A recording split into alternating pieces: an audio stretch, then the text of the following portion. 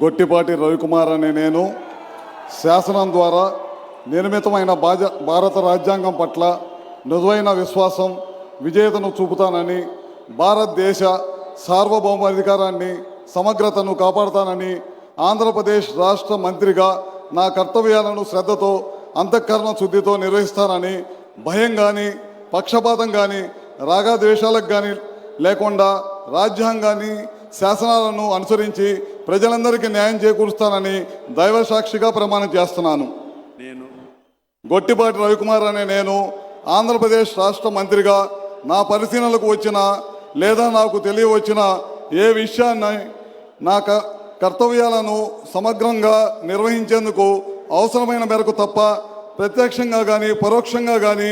ఏ వ్యక్తికి లేదా వ్యక్తులకు తెలియపరచనని లేదా వెల్లడించనని దైవ సాక్షిగా ప్రమాణం చేస్తున్నాను. I, T.G. Bharat, do swear in the name of God that I will bear true faith and allegiance to the Constitution of India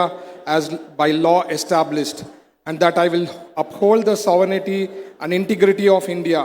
that I will faithfully and conscientiously discharge my duties as a minister for the state of Andhra Pradesh, and that I will do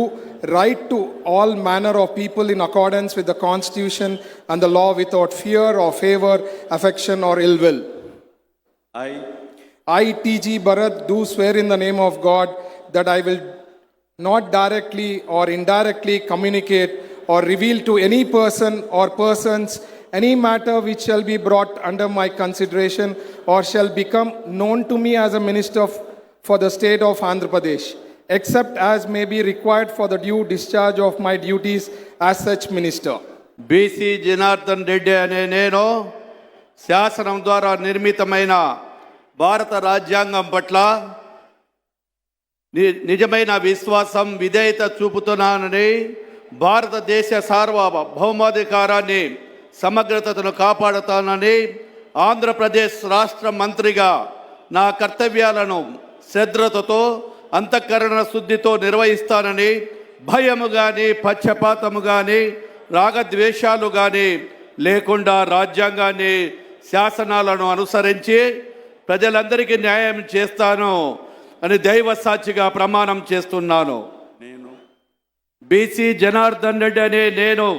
Andhra Pradesh రాష్ట్ర మంత్రిగా నా పరిశీలనకు వచ్చిన లేదా నాకు తెలియవచ్చిన ఏ విషయాన్ని నా కర్తవ్యాలను సక్రమంగా నిర్వహించేందుకు అవసరమైన మేరకు తప్ప ప్రత్యక్షంగా కానీ పరోక్షంగా కానీ ఏ వ్యక్తికి లేదా వ్యక్తులకు తెలియపరచనని లేదా వెల్లడించనని దైవ సాక్షిగా ప్రమాణం చేస్తున్నాను.